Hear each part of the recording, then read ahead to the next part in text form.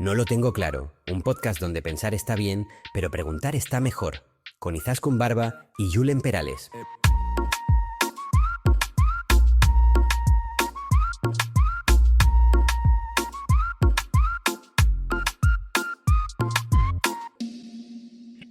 ¿Qué pasa, preguntón?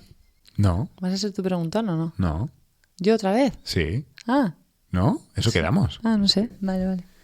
¿Qué pasa, preguntona? ¿Qué preguntas has pensado o qué has leído? Qué buena pregunta. Yo creo que es importante poner un poco contexto. Ajá. Histórico, quiero decir. Vale. O sea, dirías que no hay que hacer... ¿Cómo lo llamaste? ¿Auracentrismo? Auracentrismo. Sí. Que no hay que hacer presentismo, ¿no? Eso es. En algún momento voy a decir auracentrismo. Me encantaría que le dijeras.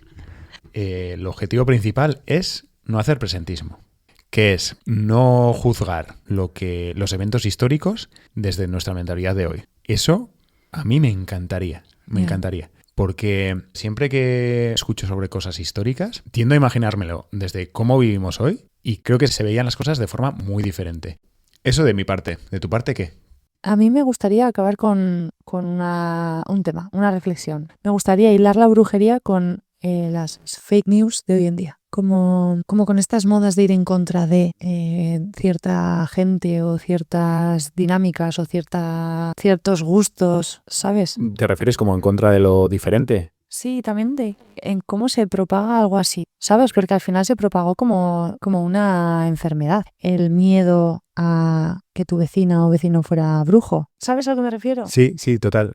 Además estaba pensando que uno puede pensar que eso puede tomar generaciones, pero es que pasó en cosa de, no sé, 20, 30 años, no sé cuánto fue. Pero que fuera tan rápido, sí que es verdad que lo puedes relacionar mucho con las cosas que están pasando hoy en día. Eso es. Luego, ¿qué papel tuvieron los chiquis? Lo tengo apuntado. Sí. Sí. A ver, ¿tú cómo lo habías pensado? ¿Qué papel tuvieron los niños? Y los testimonios infantiles, o cómo ha llegado eso a ser algo casi infantil, ¿no? Pues hay un montón de canciones. Sorguiña, pirulín. Pero sí, no sé, a ver si eso tuvo... No sé si se les metía miedo a los niños y niñas. ¿Sobre eso has leído? No. Fua. Es un temón. Sí. Ah, vale. Me ha gustado bastante. Vale, y que... Yo no tenía ni idea, pero los niños debieron tener un papel muy importante en toda la propagación. ¿Porque eran los que más largaban? ¿O por qué?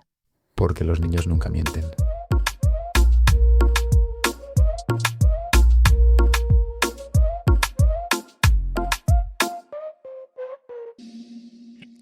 Hoy tenemos con nosotros a Roldán Jimeno Aranguren. Roldán es catedrático de Historia del Derecho en la Universidad Pública de Navarra y en la actualidad secretario general de la universidad. Es además un reconocido especialista en historia institucional, derecho histórico y en un tema especialmente relevante para nuestro episodio de hoy, la caza de brujas y los procesos inquisitoriales en el Reino de Navarra. Roldán, gracias por venir. ¿Cómo estás? Pues muchísimas gracias, un placer venir aquí a un podcast en nuestra propia casa, en la UPNA. Yo creo que podemos empezar poniendo un poco en contexto cuál es el papel de la UPNA en todo el tema de la investigación sobre los juicios de brujería, ¿no? La UPNA tiene acceso a una documentación única, ¿no? Y está realizando una colección de publicaciones. Entonces, igual puedes empezar contándonos un poco sobre eso, Roldán.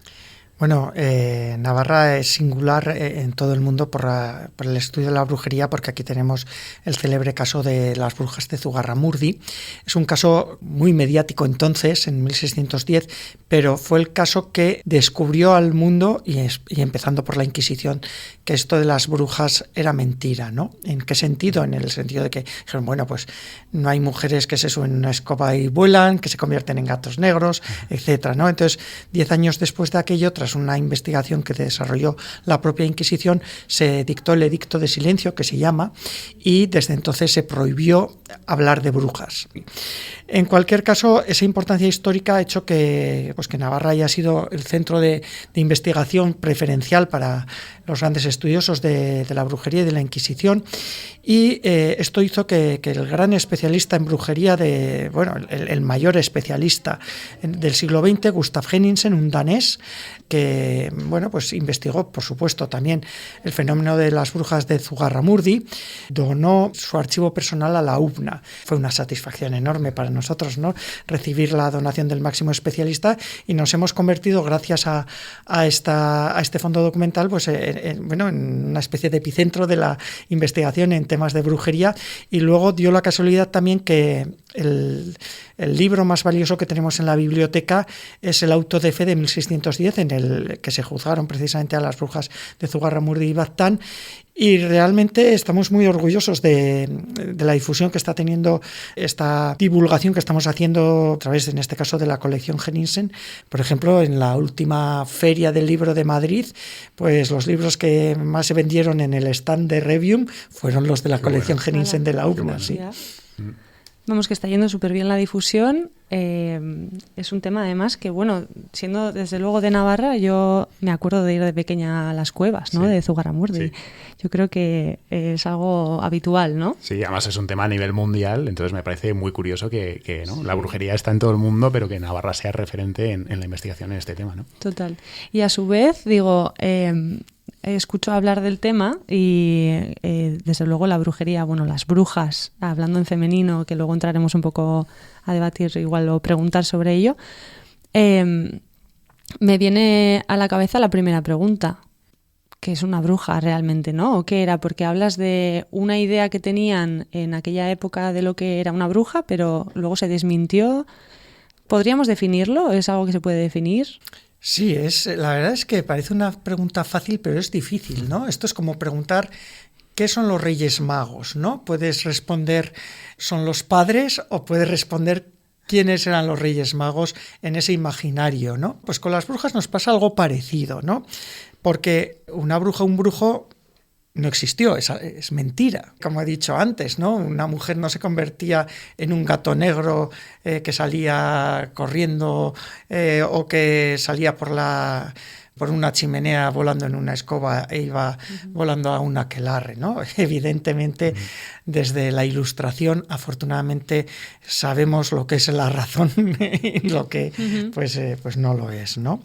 Entonces, la idea de lo que era una bruja fue un constructo que se fue haciendo poco a poco desde la Edad Media y, por supuesto, en el siglo XVI, en el siglo XVII, por un lado legal y por otro lado teológico, ¿no? Entonces, y también tiene su faceta, vamos a decir, folclórica, ¿no? Entonces, pues se fue construyendo una imagen, pues, de personas que tenían poderes mágicos innatos, que tenían capacidades para poder hacer o producir efectos, maravillosos o nocivos a través de miradas, de palabras, de gestos. Y luego, pues, está ya esta construcción más teológica que nos une con la Inquisición, ¿no?, que es más propia de la Edad Moderna, en el que ya pasan a vincularse al demonio, al diablo, ¿no?, a Satanás. Ya se mezcla ahí un aspecto más teológico y ya su parte más jurídica o legal, que al final es la que, aboca a la quema de las brujas, es su identificación con herejes. Entonces, el hecho de que una bruja haga hechos de herejía, ¿no?, que por tanto reniega de Dios, del bautismo, de la Iglesia, se entrega al servicio de Satanás, y eso es lo que jurídicamente pues las podría condenar en efecto a la muerte, claro, a la hoguera. Joder, ahora que comentas el tema de la religión, claro, nuestro objetivo con este episodio es que la gente que nos esté escuchando se ponga en la cabeza de esas personas que vivieron estos acontecimientos históricos, ¿no? Y algo que me parece muy curioso es que hoy en día se percibe la brujería y la religión, en concreto el cristianismo, como algo separado, ¿no? Pero, claro, si nos ponemos en la cabeza de esa gente, eran profundamente cristianos, ¿no? Eran muy creyentes y ¿realmente había esa separación? ¿O para ellos era parte de sus prácticas religiosas, parte de un mismo todo? Bueno, desde luego que el 100% de brujas que quemaron y que juzgaron estaban bautizadas, habían hecho la comunión, habían hecho la confirmación. iban los domingos a misa, quiero decir, sobre el papel eran cristianas y se confesaban regularmente, etcétera, ¿no? Lo que pasa es que ya en esos episodios de histeria colectiva lo que les acusan es obviamente de pertenecer a la secta de las brujas. Es una secta contraria a la Iglesia, en este caso, que busca destruir la cristiandad, que acuden a aquelarres en esas asambleas nocturnas a las que van además volando, etcétera, ¿no? Y esas asambleas nocturnas las preside el diablo mismo, que se convierte en un macho cabrío, y es el diablo el que está ahí, ¿no? Y esa capacidad de volar, ¿no?, para acudir a esas reuniones también se hace a través de unos ungüentos mágicos que lógicamente también únicamente los puede proporcionar el diablo, y luego esa capacidad de hacer maleficios, ¿no?, de causar males reales a personas, a animales, a bienes, ¿no?, incluso a matar niños o provocar esterilidad en personas, en ganados, en campos, bueno, incluso tormentas. Todo eso es la capacidad que les da el propio Satanás, ¿no? Entonces, en definitiva, por muy cristianas que fuesen estas mujeres, cuando les ponían la etiqueta de que eran brujas, es que ya no cabía cristianismo posible. Las pobres, que en la mayor parte de los casos eran personas analfabetas, y que en nuestro caso, además en Navarra, no solo analfabetas, sino que por supuesto no sabían hablar castellano, y en muchos casos, bueno, por supuesto lo que menos sabían eran el latín, ¿no? Justo ahora mencionas el idioma, luego una de las preguntas que queremos hacer es sobre el euskera. Antes de eso, me ha parecido muy interesante lo que has dicho ahora, porque, claro, estás hablando un poco del imaginario, ¿verdad?, que tenía la gente de esas brujas, bueno, de esas mujeres en este caso. Y has mencionado tormentas, has mencionado ungüentos. He escuchado que si sabías de meteorología, podías ser acusada de brujería. ¿Los ungüentos tenían algo que ver con cuidados? ¿Tenían algo de cuidadoras estas mujeres? Obviamente, hablar hoy del pasado desde una perspectiva de la medicina es que es tan distinto. Todo lo previo al siglo XIX en cuanto a medicina, por un lado, es muy importante la medicina, vamos a decir, lograda a través de métodos naturales, ¿no? Y ahí están los ungüentos, eran importantísimos, ¿no? Era la medicina de entonces, ¿no? Y luego, más allá de eso, era importantísima la medicina creencial, ¿no? La medicina que la gente creía en santos. Aquí, por ejemplo, que estamos en Pamplona, y en la cuenca de Pamplona, pues todo el que tenía dolores de cabeza se iba en romería a Santiago, a la ermita de Santa Felicia y San Guillén. O el que tenía otro tipo de dolencias, a Santa Elena de Esquiroz. Y así, bueno, podríamos ir sumando y sumando y sumando. El que tenía enfermedades venéreas se subía andando a San Miguel de Aralar, etcétera. O sea, esto era así, ¿no? Hoy día nos resulta extraño, ¿no? Entonces era muy habitual que en todas las casas hubiese su especialista en estas cuestiones, ¿no?, que generalmente, obviamente, eran las mujeres. Además, las mujeres, en este caso, eran especialmente importantes porque, bueno, al menos en los pueblos siempre había dos mujeres referenciales, por ejemplo, que ayudaban en los partos, que era un momento muy crítico donde corrían peligro la vida de la mujer y la vida de los niños, y de hecho históricamente había unas tasas de mortandad muy grandes, ¿no?, en estos momentos. Entonces, claro, pues estas personas, estas mujeres generalmente, ¿no?, que eran especialmente carismáticas, muy inteligentes, por supuesto, obviamente, aunque no supieran igual ni leer ni escribir, pero bueno, pues eran esas personas pues muy referenciales, ¿no? Y muchas veces pues estas eran las personas a las que les ponían esta fama de brujas. Ahora quiero que a la gente que nos esté escuchando se tome un segundo para intentar situar en el tiempo los hechos de los que estamos hablando. Yo fui incapaz cuando estaba preparando esta entrevista, y de hecho me llamó mucho la atención que, hablando contigo, nos comentaste que se cumplían 500 años del primer caso, ¿no?, que fue en 1525 en Auriz-Urgete. Entonces, ¿podrías situarnos históricamente un poco el primer caso, luego los eventos de Zugarramurdi? Bueno, en efecto, ahora hemos celebrado el 500 aniversario y de alguna manera seguimos celebrándolo porque esto empezó en el 1525, pero en el caso de Burguete pues concluyó al año siguiente, ¿no? Pero bueno, además de Burguete, en el siglo XVI pues hubo casos parecidos dentro del propio siglo XVI en Ochagavía, en Anocíbar y bueno, y ya pues el más conocido de todos que comentábamos, el de Zugarramurdi y Baztán, que concluye en el auto de fe de Logroño de 1610, ¿no? Este 500 aniversario de Burguete es especialmente importante. De hecho, quizás queda ensombrecido por la importancia del de Zugarramurdi, ¿no? Pero fue incluso más importante que el de Zugarramurdi.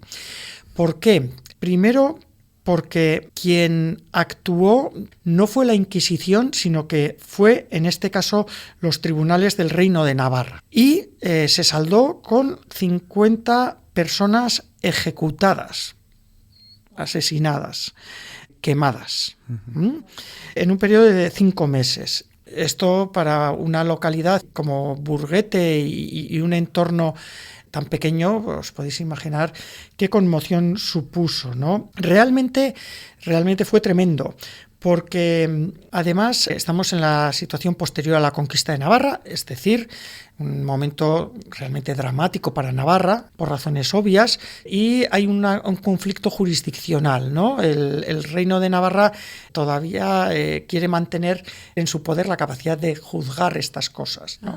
Entonces hubo ahí como una especie de tensión entre Reino e Inquisición, y en este caso los tribunales del Reino de Navarra deciden actuar con contundencia, ¿no? Y es el primer episodio de caza de brujas importante de una magnitud de estas, ya no solo en Navarra, que por supuesto, sino también a nivel internacional. Aquí somos famosos en Navarra para lo malo y para lo bueno dentro de la brujería. En cualquier caso, este episodio hace que en el Reino de Navarra, hasta la desaparición del reino en el siglo XIX, siempre va a haber un pulso entre Navarra manteniendo su autogobierno, diríamos hoy, ¿verdad?, frente al poder central, frente al rey, ¿no? Hay un pulso centralista que viene desde el rey y descentralizador desde Navarra, ¿no? Entonces, ese pulso se traslada aquí y en ese pulso, fruto precisamente de lo que había ocurrido en Burguete, pues poco a poco luego vamos a tener una serie de casos, los que he mencionado, que no van a ser tan dramáticos en cuanto al número de brujas quemadas, pero que realmente pues van a ser casos que van a estar ahí, ¿no? Pues en el de Ochagavía, por ejemplo, se apresaron a 34 mujeres inicialmente, se hizo un auto de fe en Pamplona, no se les impuso esa pena de muerte, pero bueno, pues se les condonó por otro tipo de penas, ¿no? Pero bueno, quiero decir que empezaron 34, acabaron 49 procesadas, pero bueno, recibieron otro tipo de penas, obviamente, ¿no? Por no hablar de las torturas que mediaban entre medio, ¿eh? En Anocíbar hubo 3 condenas a muerte, al final se ejecutaron 2. Y bueno, pues a finales del siglo XVI hubo 34 causas en la Inquisición, 60 en la Corte Mayor de Pamplona, etcétera, ¿no? Y luego el famoso auto de fe de Logroño de 1610, en este caso fueron ejecutadas una docena de personas y de estas, pues más o menos la mitad fueron quemadas en la hoguera y otra mitad, algo que nos choca hoy en día, pero que simbólicamente eran muy importantes, fueron quemadas en efigie, es decir, coger como retratos suyos y quemarlos. ¿Eso era una práctica que se hacía? Sí, porque si no podías tener a la persona o no podías, se quemaba en efigie. Sí. Y no era como algo simbólico. No, claro, era ya una especie de muerte en vida, sí. Porque, claro, entonces en el pueblo se las marginaba, ¿o qué repercusión tenía? Bueno, la repercusión era tremenda, claro. Ya las brujas, desde el momento en el que eran acusadas, la marginación era total. Y estas personas que quedaron vivas, vamos a decirlo así, después de un proceso, ya eran personas enterradas en vida a todos los efectos. Una marginación absoluta, ¿no? Pero es que hay que tener en cuenta además que estas personas eran acusadas por sus propios vecinos. Claro, el concepto de la justicia penal a estos efectos en esta época es que nada tiene que ver con la justicia penal que tenemos a partir de la Ilustración. ¿Por qué? Porque previamente, desde la Edad Media y en el siglo XVI y en el siglo XVII, para determinados delitos existía la delación. O sea, tú podías decir, mi vecina es bruja, la he visto saliendo de la chimenea yendo a un aquelarre. Y además me ha hecho esto, esto y esto, que es fruto de la brujería, ¿no?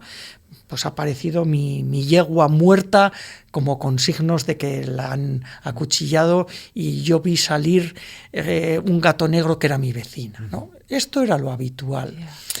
Eran delaciones secretas, nadie sabía. Entonces, claro, iban los familiares de la Inquisición,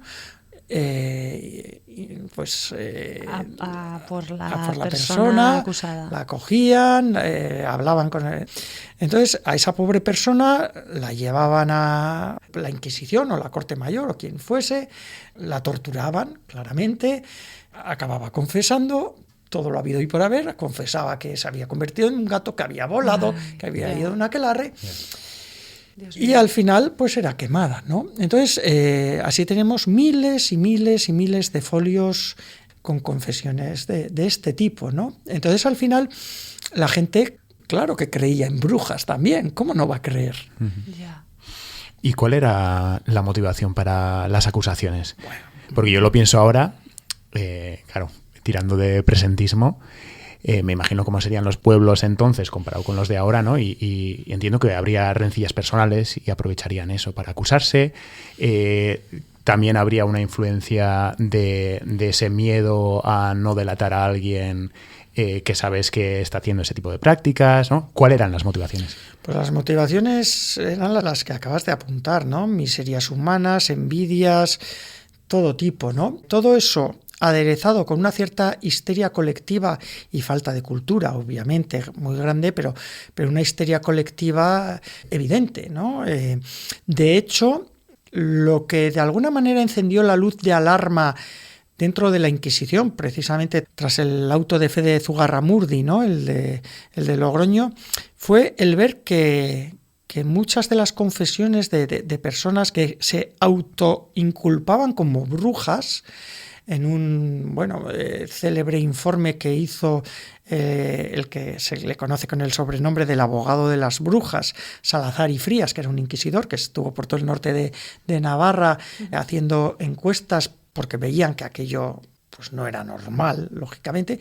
Entonces este hombre, entre otras cosas, entre otras muchísimas cosas, pues se dio cuenta, por un lado, que mucho era de histeria colectiva, una especie de psicosis colectiva, y otro, que muchos de los que se delataban eran niños pequeños, ¿no? Entonces, el elemento infantil fue importantísimo en esto, ¿no? Entonces, adelantándose a lo que podrían ser cuestiones más propias de la Ilustración, ¿no? Del introducir la razón frente a la sinrazón, ¿no? Pues ya llegó a la conclusión de que esto no tenía ni pies ni cabeza, claro. Me parece una barbaridad. Los niños y niñas se llamaban. Sí. ¿Y qué papel tuvieron? Porque creo que esta es otra cosa importante, ¿no? De la brujería. ¿Qué papel tuvieron los niños y niñas? Bueno, pues también fue clave, porque aquí tampoco tenemos la imagen que tenemos de la infancia ahora a la que protegemos, etcétera, no, históricamente no existía. Y bueno, y no solo no existía, si además estamos hablando en unos contextos de marginalidad, de pobreza, de desamparo, de personas humildes, pobres, el papel de los niños era la nada, ¿no? Aparte de que históricamente la tasa de muertes de niños que había tanto en el nacimiento como a lo largo de la niñez, que era muy, muy elevada, el afecto que se le tenía a los niños era un afecto que nada tiene que ver con el afecto que podemos tener hoy a los niños. Era algo mucho más cosificado, si se me permite el término. Entonces, bueno, tampoco tenemos que mirar a la niñez desde nuestra perspectiva actual, ¿no? Pues es que realmente los niños y niñas en este contexto era la vulnerabilidad y la indefensión más absoluta. Y si ya unos adultos pues delataban a otros y demás, pues entre los niños ya la imaginación iba hasta el infinito, ¿no? Y entonces, claro, pues empezaban a hablar y se inventaban cada cosa, que era algo increíble, claro, propia y ajena de otros niños, claro. Los niños nunca mienten. Antes has mencionado la histeria colectiva y me gustaría que nos ayudaras a ponernos en la cabeza de esas personas. ¿Cómo vivían eso? O sea, ¿qué sensación tenían? La sensación era del terror más absoluto. Del terror más absoluto, porque partimos de una base, para empezar, de una falta de cultura, como decimos, constante, ¿no? En segundo lugar, eran personas, en muchos casos, monolingües vascas, que las llevaban de su pueblo o de su valle, del que igual ni siquiera habían salido en su vida, y las llevaban a Pamplona o las llevaban a Calahorra, y aunque tuviesen un traductor, ni entendían los términos legales, ni sabían nada. Lo poco que sabían era que podían haber oído que a otras personas les habían hecho lo que a ellas les iban a hacer. Les aplicaban torturas, unos métodos de torturas tremendas, sin ningún tipo de garantía jurídica de ningún tipo, y que a lo máximo que podían aspirar era que no les quemasen vivas finalmente, ¿no? Entonces, al final, por mucho que empezasen el proceso diciendo yo soy inocente, no he hecho nada, claro, es que el proceso era, pero todos tus vecinos dicen tal, pero tampoco tú te podías defender porque no sabías quién te había acusado. O sea, al final era el terror por el terror.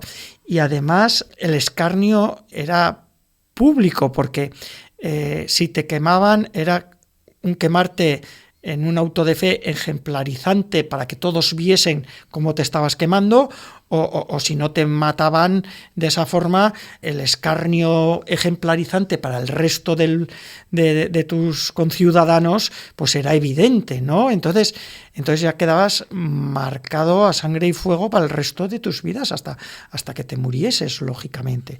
Tú y tu familia, claro. Qué horror, es que estoy pensando en cómo serían los pueblos en aquella época, porque antes has hablado de 50 personas ejecutadas en Auritz, Burguete. Eso sería prácticamente una persona por cada familia del pueblo. No sé, ¿cómo eran los pueblos en aquella época? Pues sí, eran pueblos pequeñitos. Bueno, en este caso de Auritz no solo fue Burguete, también algunos pueblos de alrededor se concentró ahí, pero me da igual, o sea, unas tasas tremendas, ¿no?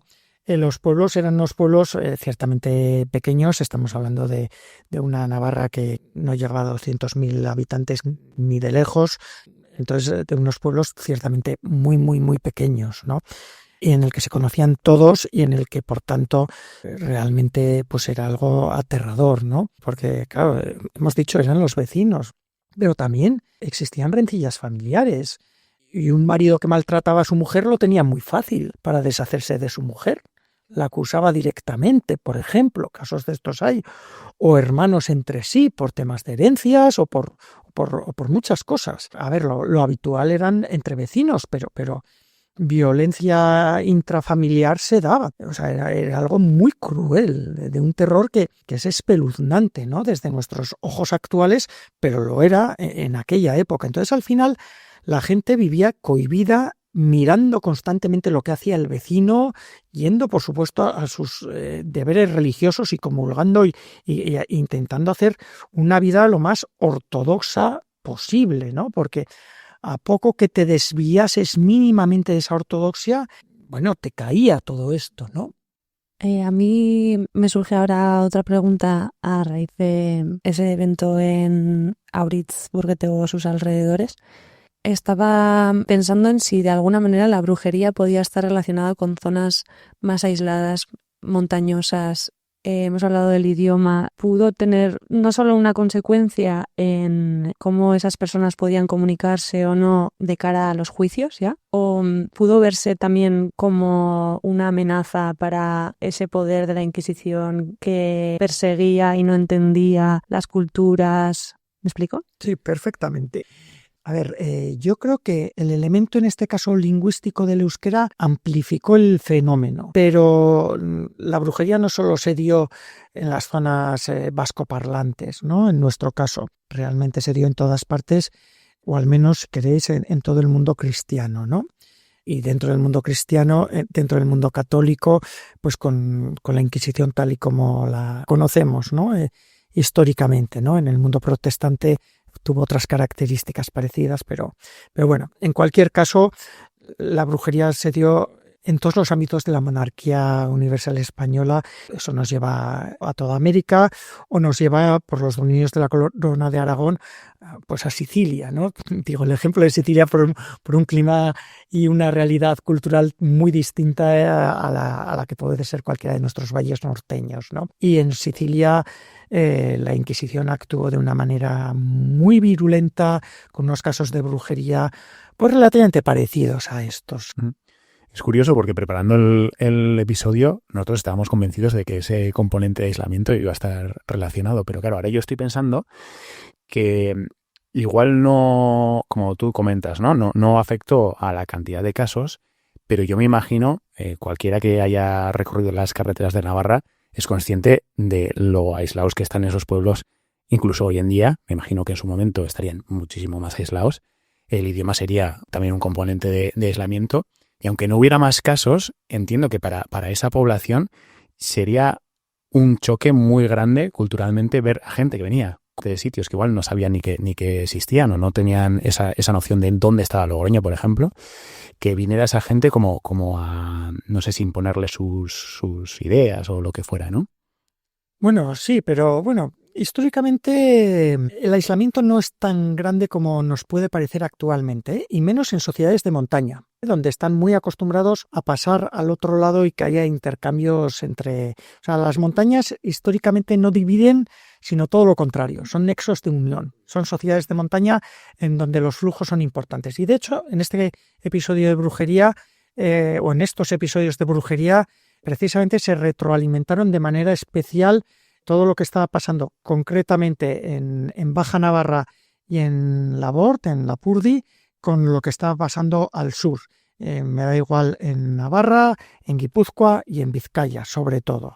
Porque de hecho hay un inquisidor, en este caso francés, de Burdeos, que bueno, pues está desarrollando más o menos por las mismas fechas de Zugarramurdi una caza de brujas brutal en lo que sería pues los territorios de Iparralde del País Vasco francés, ¿no? Entonces, ciertamente la conexión fue total y esa histeria colectiva se extendía a ambos lados, ¿no?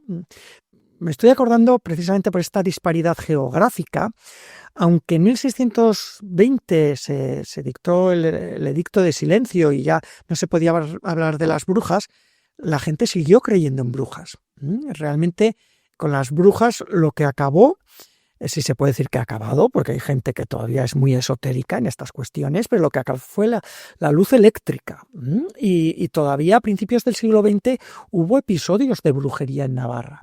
Hubo en Burguete, precisamente, que nos podría colocar en esta dimensión de lugar pirenaico, un poco alejado y tal, pero hubo, muy conocida aquí en la cuenca de Pamplona, en Subiza. De hecho, todavía a los de Subiza se les llama brujos o brujas, no les gusta a ellos nada, pero ese es el mote que tienen.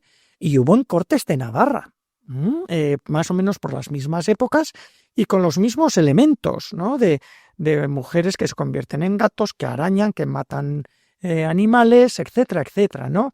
Y ahí lo que acabó con estos episodios de la brujería pues fue el gobernador civil que mandó a la Guardia Civil en cada caso, y ese fue el edicto de silencio de principios del siglo XX, ¿no? Y da igual sur, centro o norte.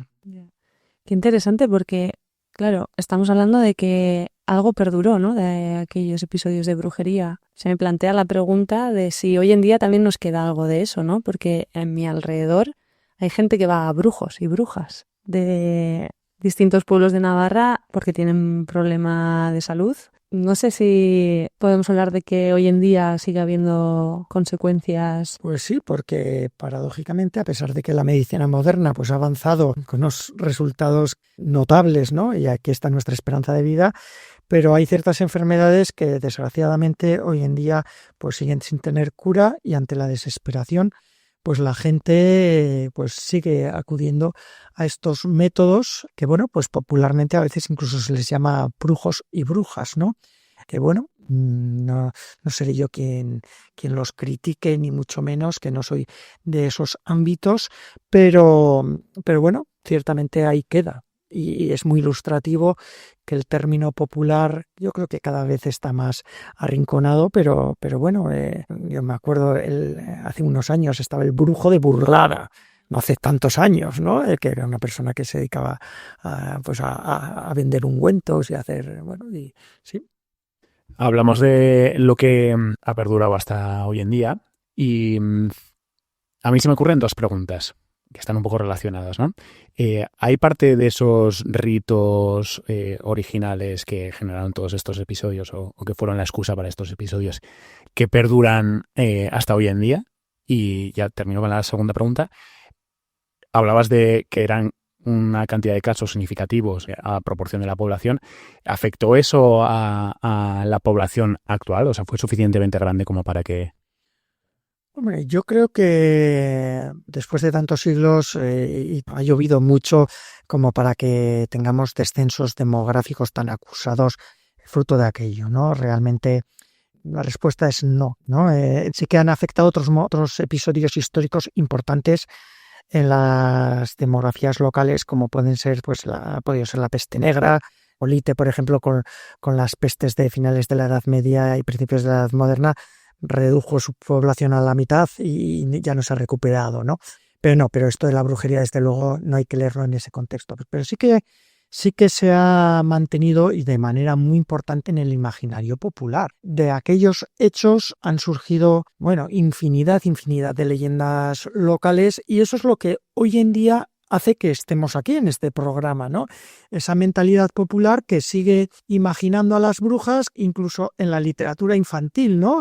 Tenemos cuentos de brujas donde la bruja es la mala malísima, e incluso todo lo contrario, ¿no? La bruja buena, ¿no? Entonces ya cada uno se va construyendo su cabeza con un imaginario, bueno, pues de lo más variopinto, ¿no? Uh-huh. Oye, y Roldán, una sociedad que no conoce su historia está condenada a repetirla. ¿Qué nos enseña esta histeria colectiva, este acontecimiento histórico, de los procesos que podemos ver tanto en las últimas décadas de la historia como hoy en día?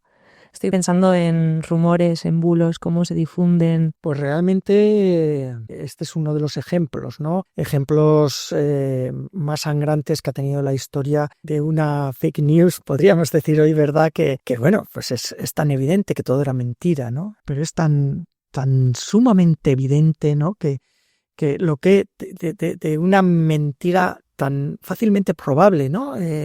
Acabaron tantos miles de personas, hablo en este caso a nivel mundial, ¿no?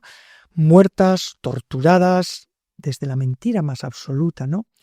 Entonces yo creo que hacer pedagogía, que conocer bien pues lo que pasó desde el punto de vista más crudo, ¿no? Pues es importante, ¿no? Porque si trasladamos ese pasado a nuestro presente, nos tiene que poner sin duda pues la alarma, y de qué manera, ¿no? E incluso desde un punto de vista jurídico, al final yo soy profesor de Historia del Derecho, ¿no? Pues la importancia de recabar un testimonio, y que ese testimonio pues no haya sido obtenido a través de una tortura, ¿no? Porque la tortura pues se sigue practicando en el mundo, ¿no? Es algo importantísimo, ¿no? Un testimonio logrado por tortura es un testimonio inválido, ¿no? Entonces, bueno, pues todas esas lecciones tienen una actualidad total, claro. Uh-huh. Bueno, nos estamos acercando ya al final de esta conversación, y Yo creo que una de las conclusiones que saco de todo esto que hemos estado hablando es que tanto la historia como nuestra percepción de la realidad es muy narrativa. Es muy narrativa. Y con esto, bueno, hemos empezado hablando de esta documentación tan especial de la que dispone la UPNA. ¿Cómo este tipo de documentación ha influido en la narrativa de la brujería? Y cómo la narrativa que tenemos hoy en día sobre estos acontecimientos están influidos también, ¿no? por nuestra percepción de la realidad hoy en día. Ciertamente aquí hay como diferentes planos, ¿no? Yo creo que por un lado está quien se acerca a la brujería, como lo hacemos aquí en la universidad, lógicamente, analizándola desde una perspectiva, bueno, científica, académica, en toda su dimensión histórica y desmontando lo que haya que desmontar, lógicamente. Pero esto coexiste con otras realidades pues que están también, vamos a decirlo así, en el mercado, ¿no? Y que son muy atractivas, ¿no? Que son pues películas, que pueden ser series, que pueden ser libros de literatura y donde la imaginación pues ya es absolutamente libre. Ilícita, por supuesto, ¿no? O sea, yo no quiero cargar ni muchísimo menos contra algo que sea fruto, bueno, pues de un entretenimiento y de una imaginación, lógicamente, ¿no? El problema que tenemos es cuando la persona que está viendo algo o leyendo algo o escuchando algo empieza a creer en algo que realmente no es, ¿no? Y entramos en un terreno de un esoterismo, en unos terrenos en los que ahí ya me parece que puede ser más peligroso el tema, ¿no? Que también existen. Vale, yo creo que lo dejamos aquí. Ha sido súper interesante. Antes de cerrar el episodio, queríamos hacerte la pregunta estrella de este podcast. ¿Has hecho alguna vez una pregunta tonta? ¿Te acuerdas de ella? ¿Te acuerdas de cómo te sentiste? ¿O hay alguna que suelas pensar en hacer y no te atrevas? Pues preguntas tontas, yo he hecho muchísimas en mi vida, yo creo que como todo el mundo, y más si te dedicas a la docencia, que a veces improvisas intentando hacer, no sé, conversaciones o clases más ágiles con estudiantes y demás, y les lanzas preguntas que están a su vez concatenadas con una conversación que intentas hilvanar desde un punto de vista académico y tal, y llevarlo pues muchas. Mi anecdotario no tendría fin realmente, y alguna así especialmente llamativa, pues bueno, casi diría que sería más propia de una dislexia, de decir igual pues alguna palabra sin querer decir esa palabra, es decir, algo que no tiene ni pies ni cabeza, ¿no? Pues sí, esas cosas pasan en la vida y yo creo que a todo docente nos pasa, y que al final miras para atrás y lo miras casi con cariño, ¿no? La historia de nuestra vida, sí. Pues nada, Roldán, muchas gracias por venir y por contestar a todo de manera tan clara. Ha sido un placer. Y Zaskun, creo que se te está quedando un poco cara de bruja. ¿A ti más? ¿Te parece que lo dejemos ya aquí? Sí, a las personas que estáis escuchándonos, ya sabéis, si esta conversación os ha generado alguna pregunta, Ya ha cumplido su función. recordad seguirnos en redes sociales, no lo tengo claro, /podcast, en Instagram, YouTube, Spotify e iVoox. Y agradecer a la Universidad Pública de Navarra por su colaboración en este proyecto. Nos escuchamos en el próximo episodio. Hasta luego.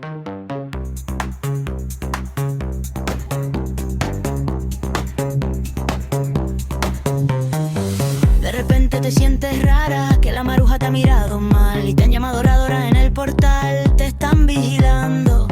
Un señor de negro se acerca a ti, mira tus manos y grita, bruja, la maruja lo repite, bruja.